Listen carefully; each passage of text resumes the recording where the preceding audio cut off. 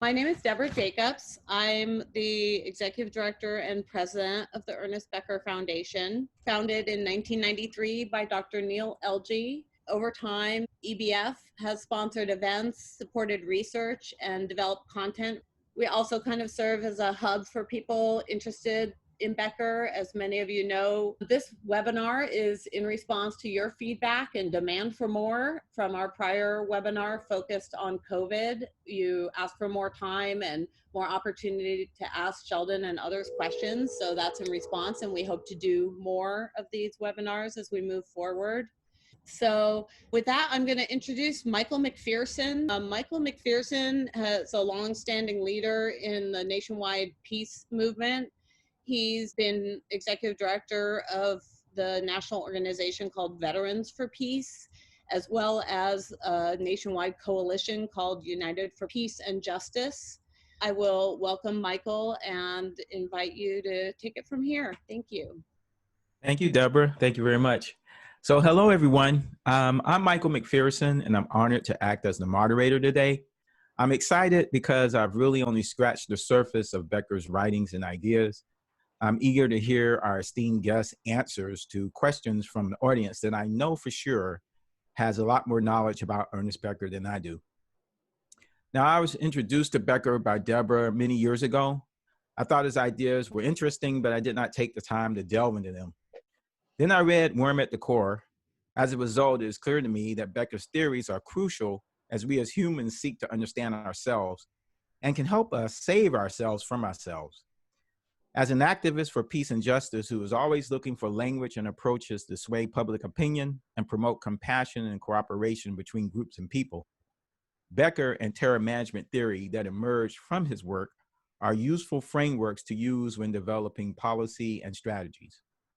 So I am excited to introduce one of the authors of the book, Worm at the Core, Sheldon Solomon. Sheldon Solomon is professor of psychology at Skidmore College. He, along with Jeff Greenberg and Tom Pyszczynski, is the co-creator of terror management theory, TMT, a theory based on the writings of Ernest Becker. Their research has been supported by the National Science Foundation, and now over 1,000 studies in TMT have demonstrated the effects of the uniquely human awareness of death on individual and social behavior. Sheldon is an American Psychological Society Fellow and a recipient of an American Psychological Association Presidential Citation in 2007, a Lifetime Career Award by the International Society for Self and Identity in 2009, and the Association of Graduate Liberal Studies Program Annual Faculty Award in 2011. So I've known Sheldon for many years now, and I know that this will be very informative and it will be entertaining. So let's get to the main event. Here we have Sheldon. Hi, Sheldon. How you doing today? Hi, Michael. Hi, everybody.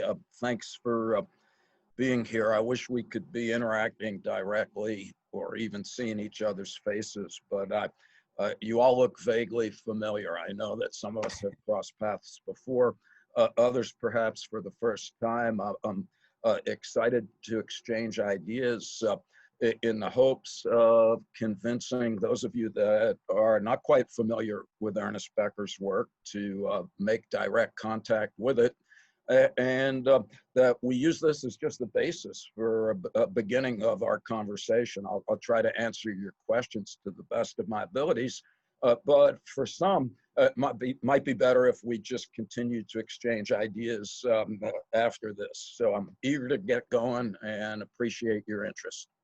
Great. Right. So again, Sheldon won't be able to answer all the questions. We won't be able to get to him, but he just said that he will be able to talk to people one-on-one afterwards in some kind of conversation. And this first question is really a great place to start, considering the fact that we have the coronavirus and unfortunately many people are dying around the country, and that's why we're doing this in Zoom right now. So the first question says, have the present conditions made it easier to convince people who are normally resistant to TMT of its legitimacy, both in and out of academia? No, absolutely not. If anything, the virus has amplified prior opinions with regard to most issues, as Ernest Becker and terror management theory would predict. People generally have fairly well-defined views of the world. And what Ernest Becker argued and what our research confirms is that when existential anxieties are aroused, people tend to, psychologically speaking, double down on their beliefs in order to bolster their worldviews. And so, for example, right now, there's, as everybody in the US or even watching this from a distance knows, we have a polarized electorate right now, and we've got people who are supporters of President Trump viewing the virus as not particularly dangerous and wearing masks as a symbol of opposition to the president. And then you've got other folks who would describe themselves as liberal or progressive, and they are have become more interested in staying alive by using masks and social distancing. And so what we would predict, and we're doing experiments right now to verify this, is that maybe counterintuitively, when Americans who support President Trump are reminded of their mortality, we're predicting that they'll wear masks a lot less and stand closer to other people, just as a way of reinforcing their worldviews. For the most part, what we have seen is a lot of folks that were already interested in these ideas writing to us and saying, wow, Ernest Becker was really ahead of the curve in terms of thinking about some of these things. Very few people have said to me, oops, I was wrong. So I don't think we've changed many minds so much as I do think what we could say, Michael, and then I'll shut up on this one, is that more people as a result of the pandemic are willing to entertain the possibility that we are literally surrounded on a daily basis with reminders of death, sometimes very explicit and sometimes just nibbling on the corners of consciousness.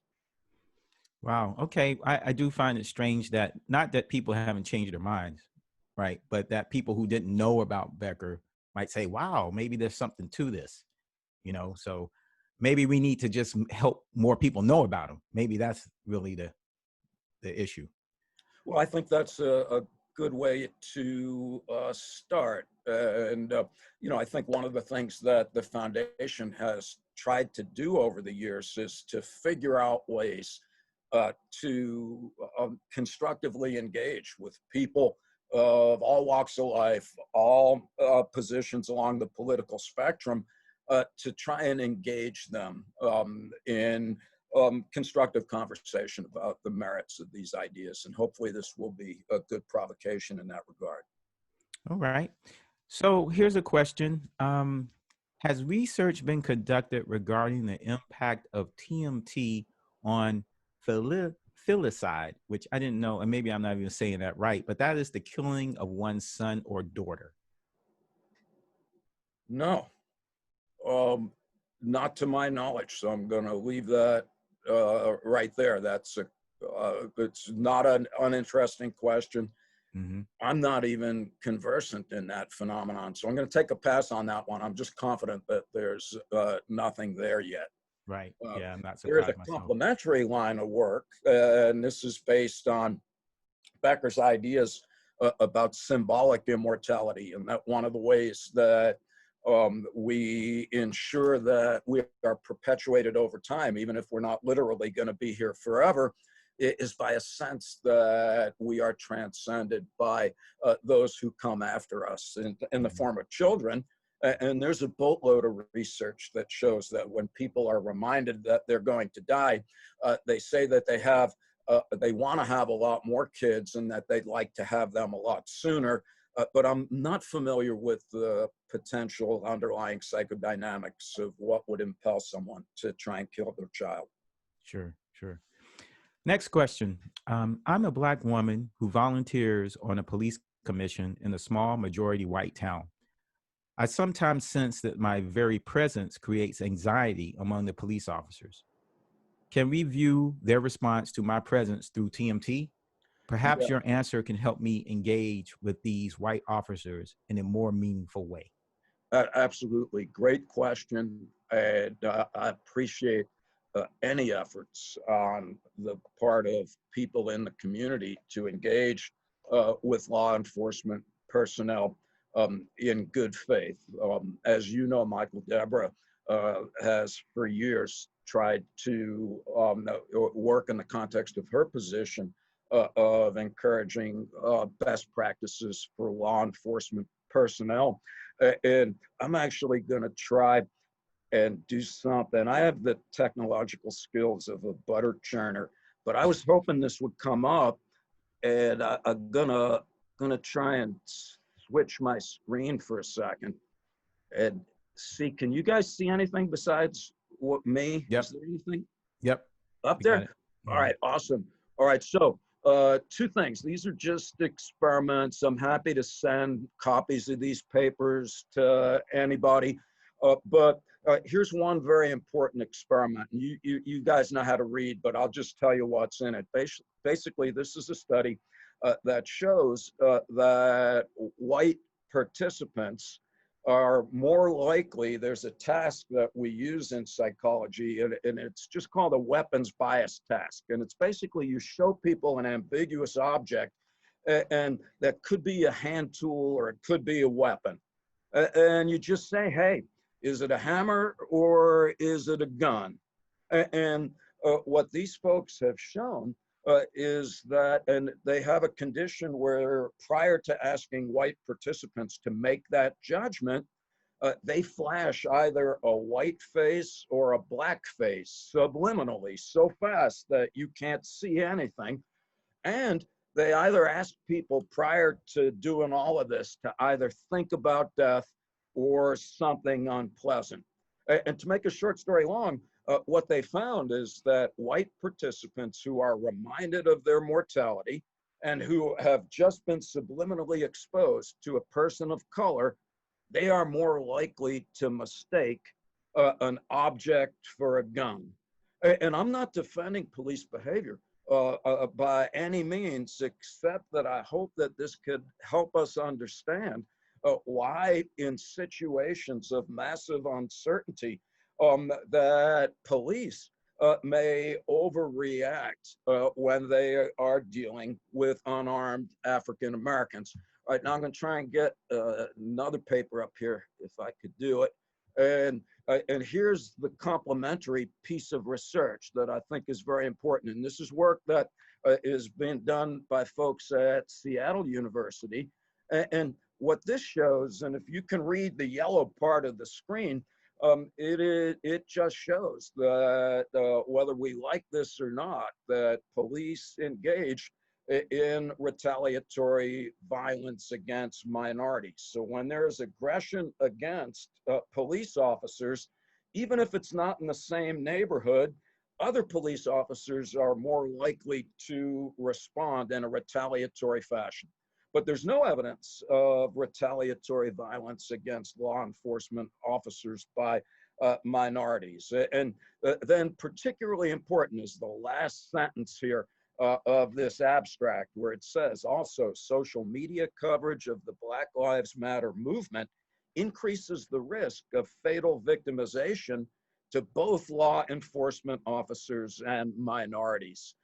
And then they explain these findings in terms of our terror management theory.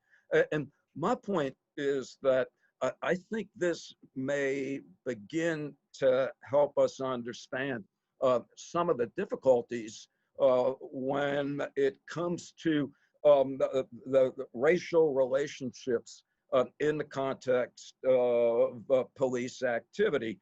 And to get back to the original question, yes, I think in predominantly white police departments, in communities where there is a long time history of institutional racism, yeah, I think the mere presence of an African American is potentially anxiety provoking, as evidenced by the study that a subliminal exposure to a black face is sufficient to make an ambiguous object look like a gun. And when those existential anxieties are aroused, then I think what we see is this retaliatory violence in the form of hostility and violence that's directed towards people of color. Now, I know that's been long-winded, but I hope that that's one way of thinking about this. In our view, Deborah, and I know Michael, we've talked about this over the years, we feel that it's very important to make law enforcement personnel aware of this dynamic, not as an indictment of the humanity of all police people, but rather quite the contrary, just to establish that law enforcement personnel are human beings subject to the same existential anxieties and therefore prone to the same defensive reactions that we find in our studies. But because the stakes are so high and because the function of law enforcement is to keep us safe, not to just engage in their own terror management processes, I think it's incumbent upon us to be sure that these ideas are widespread and that we consider the implications of how we train law enforcement personnel and how we interact in communities where the law enforcement people are of a dominant majority, how you intersect with minority populations under those conditions. Great. Yeah, thank you. So for me as a Black person and part, obviously, of the Black community, it really just confirms that white people are afraid of us. Exactly. We already know. We already know that we make them uncomfortable many times when we're in their presence. So what's good about this is that there's scientific evidence of it so that we can do something about it. Yes, that's no, that's absolutely a good point, Michael. And if I could just turn that around a bit, and just point out that from my point of view, it is also important to note how terrifying it must be to be a person of color in a world where you are, from the moment that you're born, subject to stereotype threats, subject to systemic racism and economic injustice.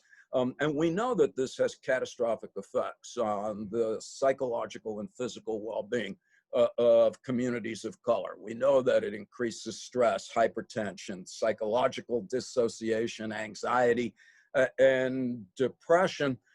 And I don't know that the average American, myself at times, the average Caucasian American is adequately aware of the vast differences in phenomenological experience that results as a function of the color of one's skin. And I think this is also important to recognize.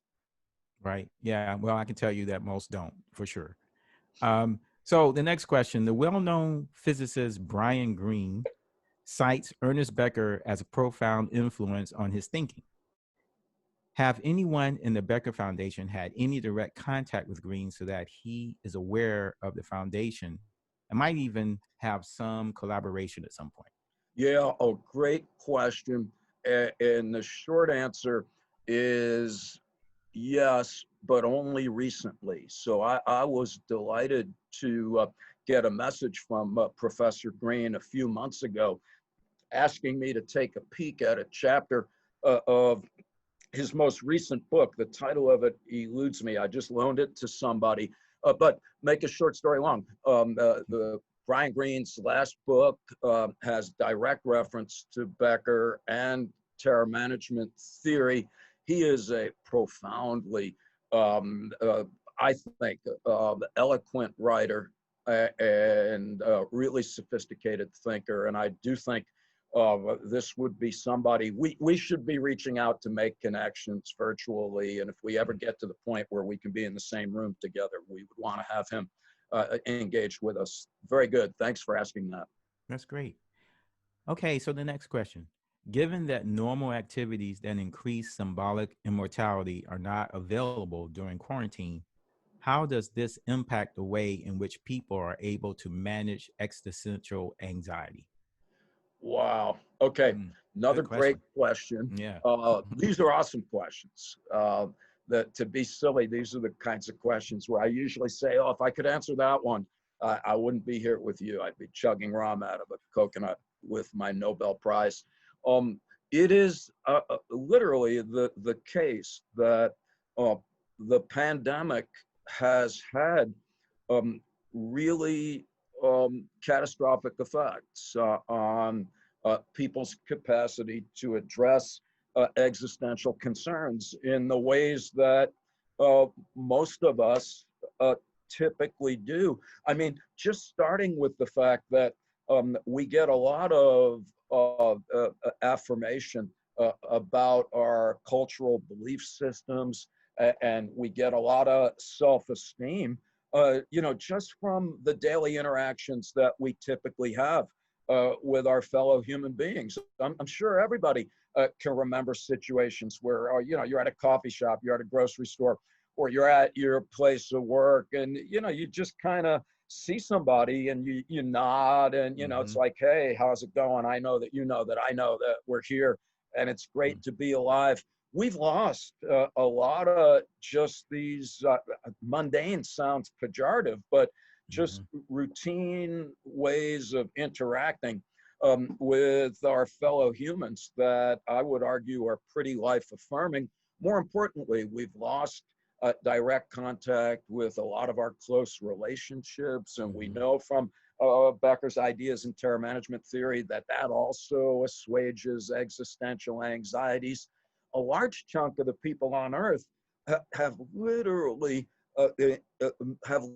lost their social identities completely. So on the one hand, we've got people, and this should be our most pressing concern, but we've got millions of people that are a month or so away from not having a place to live. And there's already lots of folks that are food insecure. And that should be thing one, not to go Maslow on everybody, but let's take care of everybody's physical needs.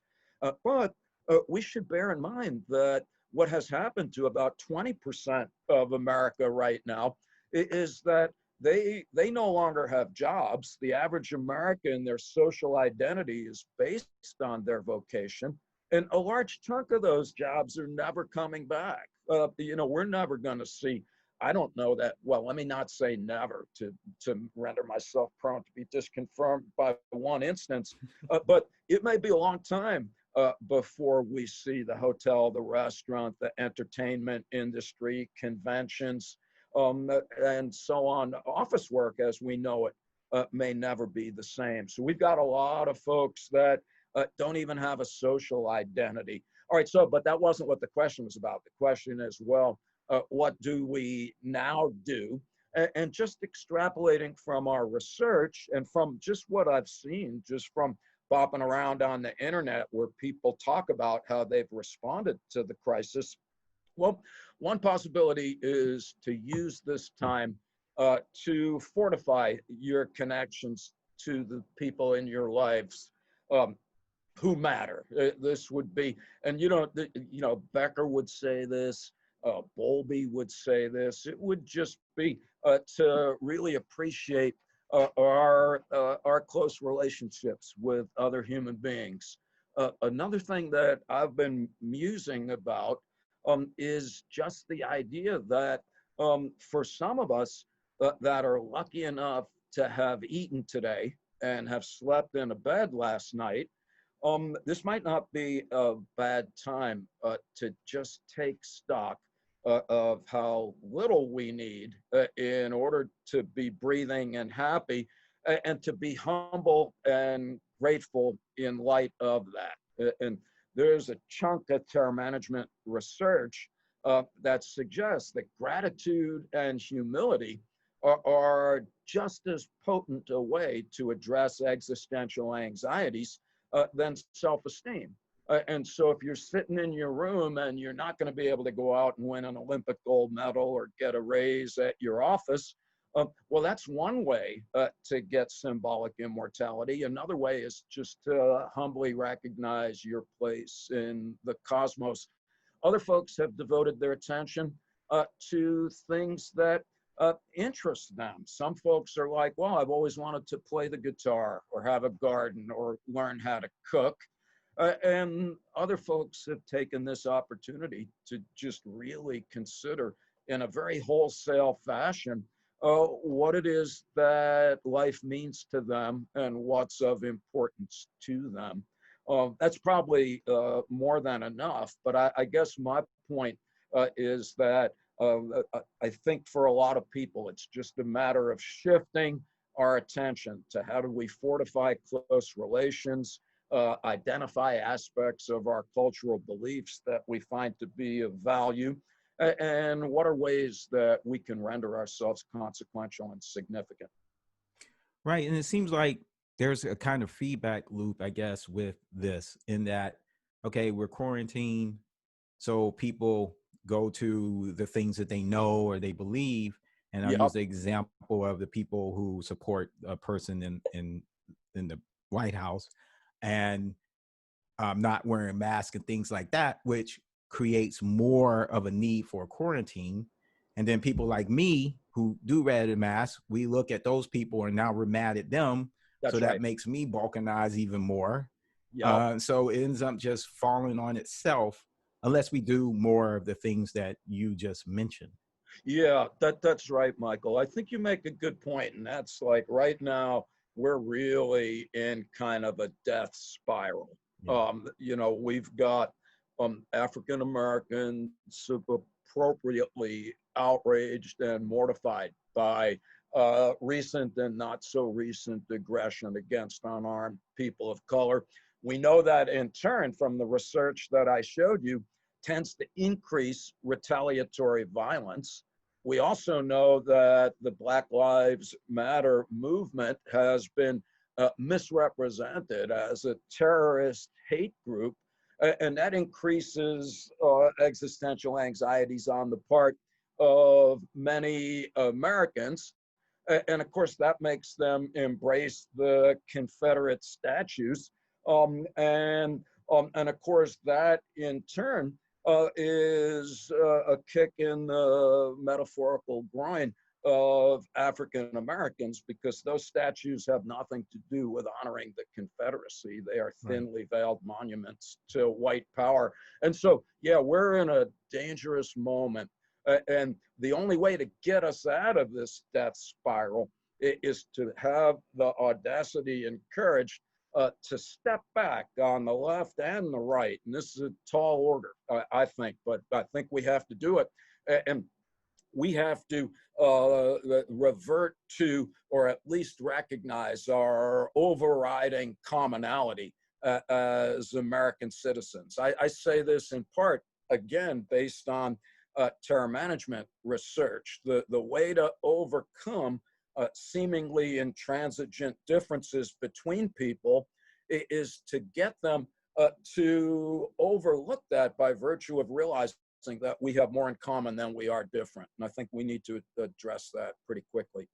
Right. And before I go to the next question, just to add quickly to that, with people of color being so disproportionately impacted by the virus and dying, and then we hear about it in the news and everything, I think that set the stage, in part, this feedback loop we're talking about, when George Floyd was killed, because that anxiety, that existential anxiety was there, right? Yeah. And then people saw that, and it just made an explosion that maybe or maybe not would have happened if we weren't in the middle or wherever we are in this pandemic. Yes. Yeah. Okay. So next question. Let's see. Can TMT help us understand why health advice, such as wearing masks, has become political instead of based on health outcomes? Yeah, it's actually that's a great question, and and TMT can address that directly. And the story, as I was ranting a few moments ago, what it really comes down to is the fact that when we are reminded of our mortality, we tend to reaffirm our culturally constructed beliefs.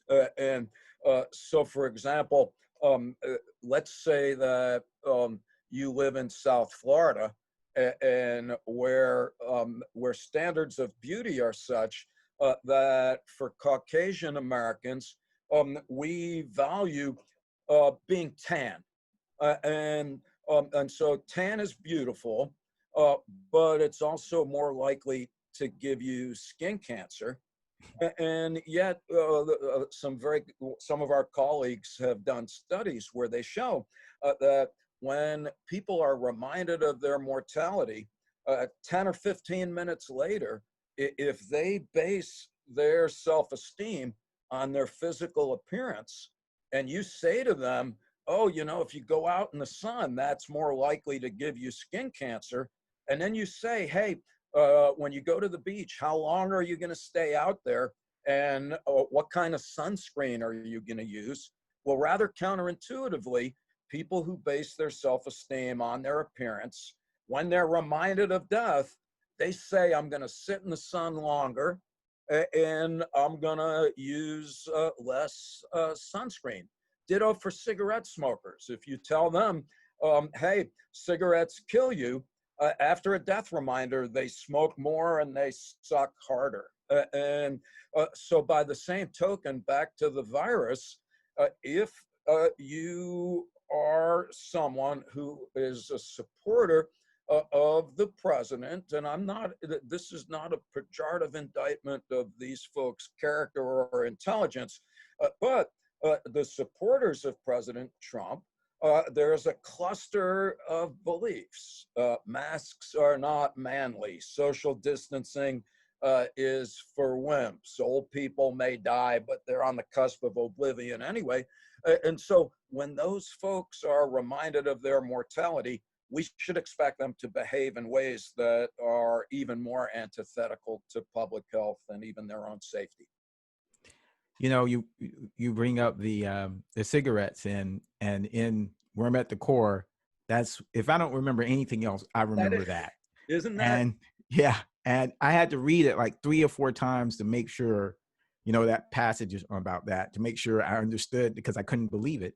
And when I talk about Becker and I talk about Worm at the Core, I always tell people that. And because if we're going to make policies and we're trying to get people to change their behavior, then we need to understand that, because we could be driving them to do the exact opposite of what we want. Michael, you're so right. And so anybody who's interested, blast me a message and I'll send you a study by some clever German researchers in Europe. In order to discourage people from smoking, they put pictures of like skeletons and the open lungs of someone who has lung cancer. And it turns out that makes you smoke more. So it is important that we understand, and we wrote a paper because we're silly, where like death can be hazardous to your health. And our point is that understanding the effects of existential anxieties is critical for health-related issues, because we have consistently found that death reminders incline people to affirm their cultural worldviews and self-esteem, even if in so doing, it undermines their health. Like Jehovah's Witnesses, and they think God will cure you and they don't go to the doctor. When they're reminded that they're going to die, they're less likely to seek medical treatment if they're ill. So I hope that makes sense. Yes, it does. This is a follow-up question to the one about the police officers. Someone asked, does this explain what we were talking about earlier, why cops are found not guilty by juries so much? This person is asking as a Black man. All right, great question. Again, please send me an email. I will send you the actual research. But white people serving on juries in situations where intimations of mortality arise, they are less likely to hold the perpetrators accountable, white violence against people of color. So yes, that's a great question, and we know this to be true. Right. Would you think the more adamant a person is about wearing a mask, the higher the likely death anxiety, associate a higher fear of death to the extent to which a person opposes wearing a mask. Oh,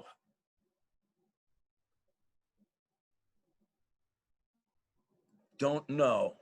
I'm gonna go with that's too interesting a question.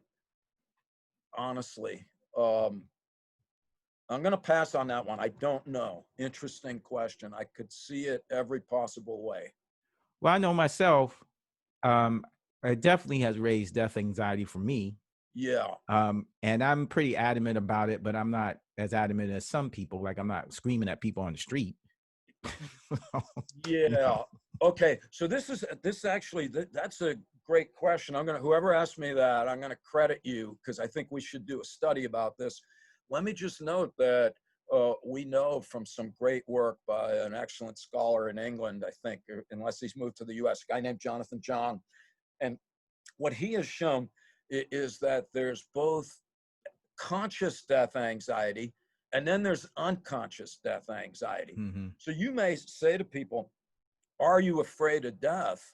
And they say, no, I'm not at all afraid of death. But if you measure death anxiety unconsciously, they are super afraid.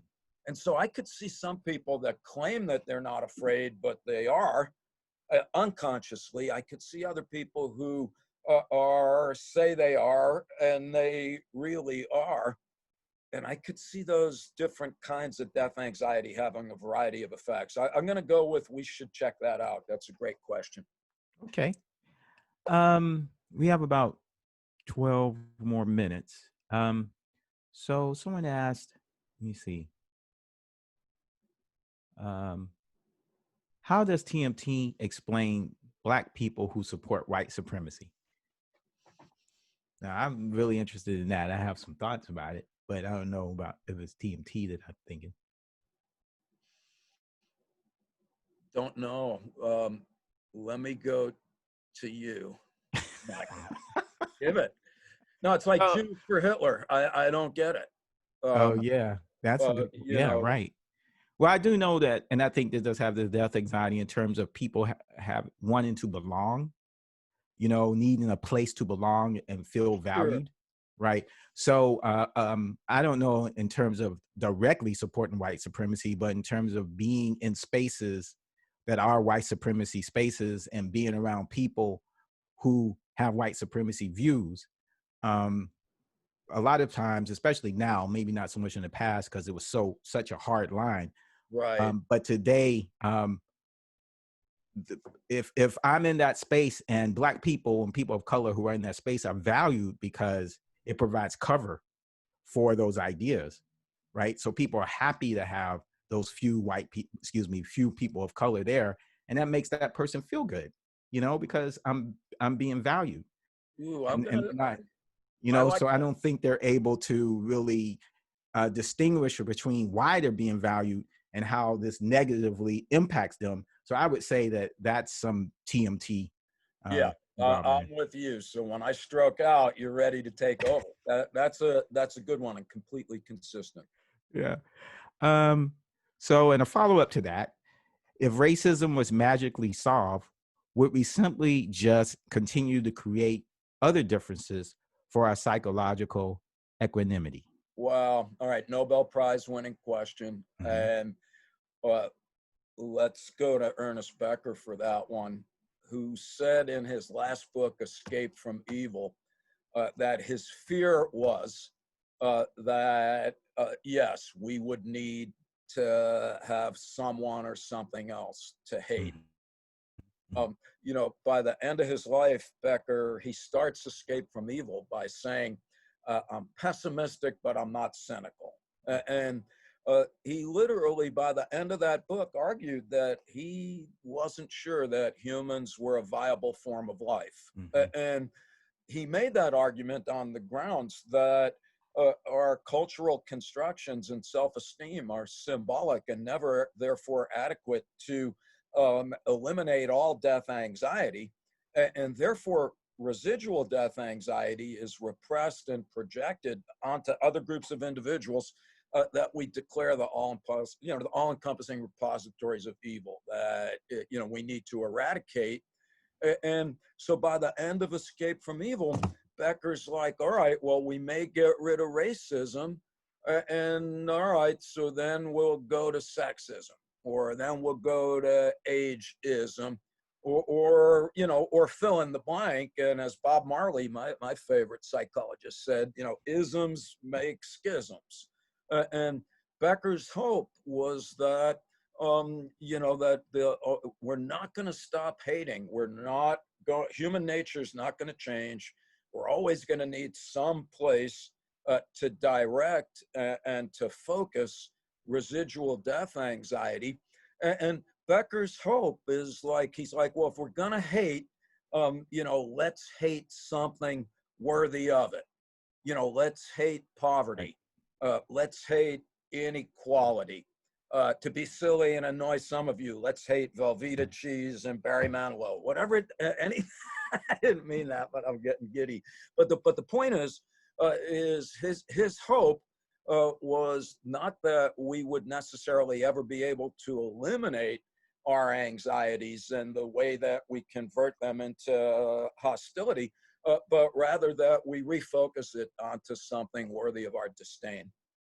Right. And I think anyway, this is one of my hopes, the thing that keeps me going, as we look at history and how humanity, and maybe this is just me making it up, so I feel okay, but it seems to me that humanity is trying to build some kind of superstructure understanding of not hating each other. Just the idea of what you said, Bob Marley said, well, probably 6,000 years ago or some point, nobody was saying that. There was no idea of human rights. There was no idea about these things of equality and all of that. So we are at least trying to change it. So I'm optimistic because of that. Yeah.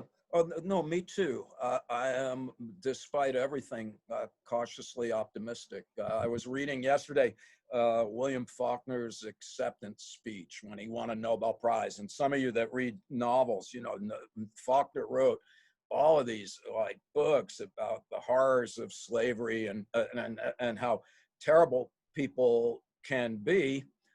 And at his Nobel Prize acceptance speech, people are like, why do you write these books about how terrible people are?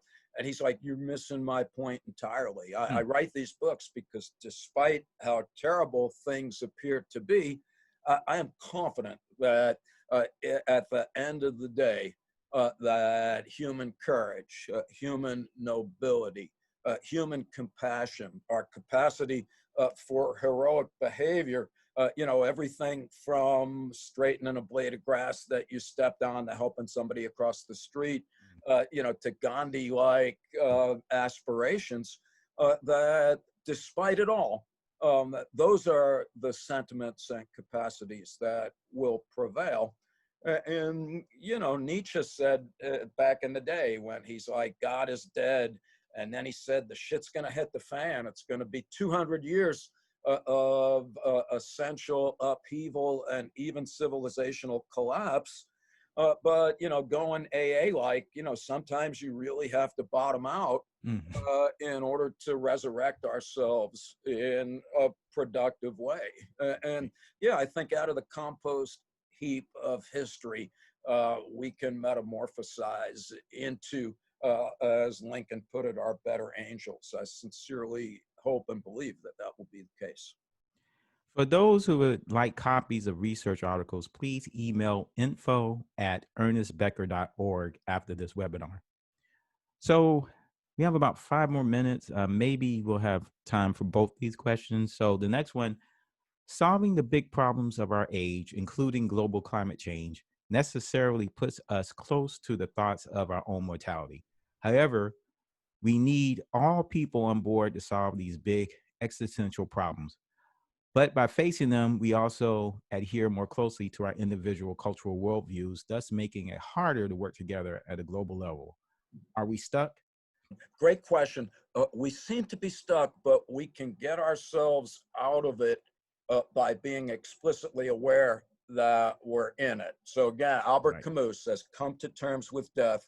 Thereafter, anything is possible. You know, in our studies where we find that death reminders bring out the worst in people, what you have to remember is those are really subtle reminders. Fill out a questionnaire about death, stand in front of a funeral parlor, and other research suggests, plus the whole historical, philosophical, and religious tradition of spending your life preparing to die in order to live a full life.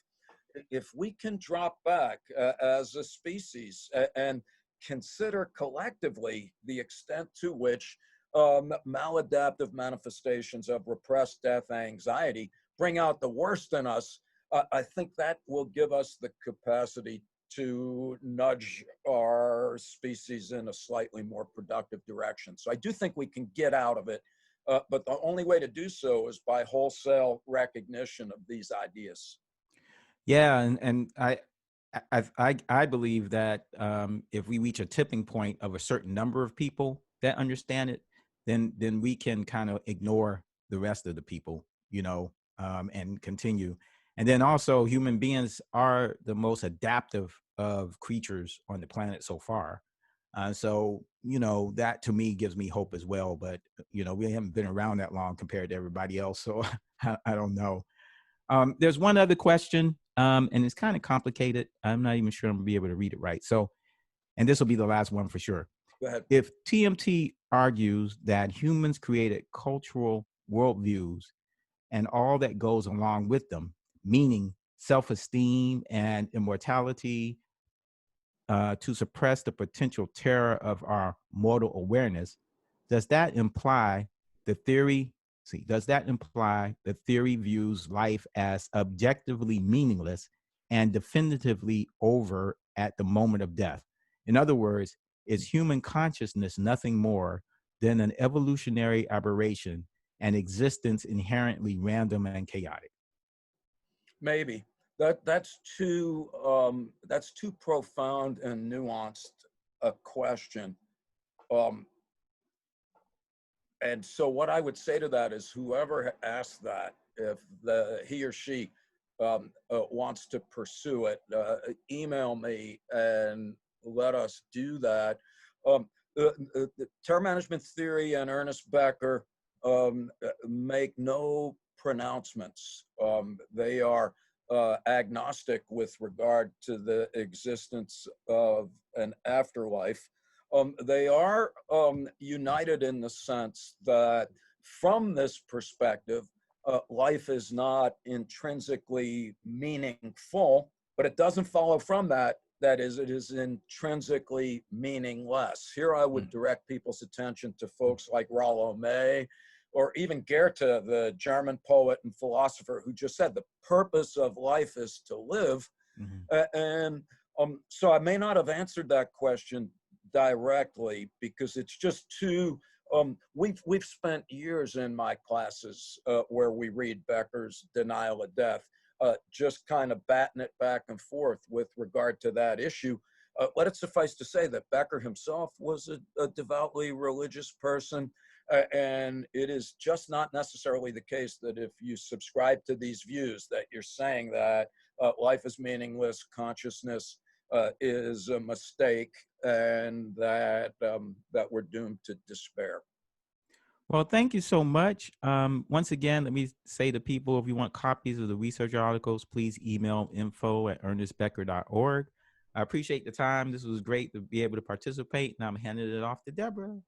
Thank you so much, Michael and Sheldon. Greatly appreciated. It's always a good EBF webinar when the last word out of Sheldon's mouth is despair.